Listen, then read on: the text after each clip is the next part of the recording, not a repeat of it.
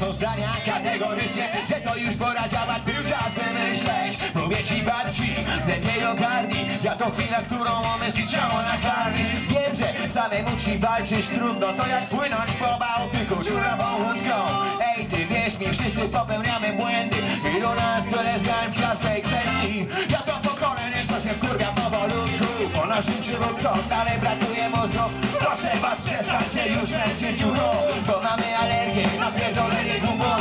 Widzę, że dociera to do ciebie i wiesz jak moje pokolenie czuje ten bit na serca. Pędzi przed siebie, dźwiękiem napędza i chciałoby przekazać, że nie wymięka.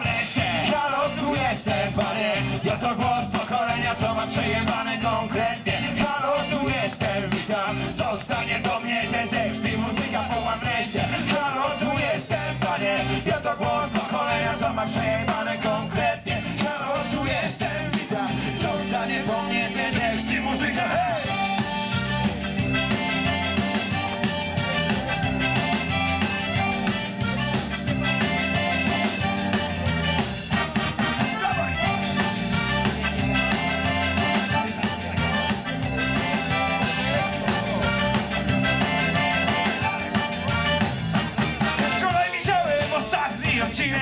Mody na sukces, nie to niemożliwe.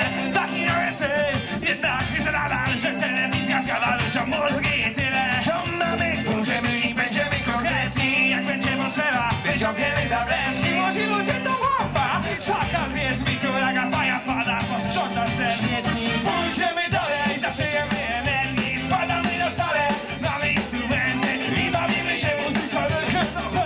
Nieważne gdzie, u nas się uboleśni, bo bawimy się razem, jesteśmy jednym dobrym pokoleniem ludzi nieuległych. Choćby chcieli nas kupić, nie poddamy się, pokażemy zjednoczoną wieść.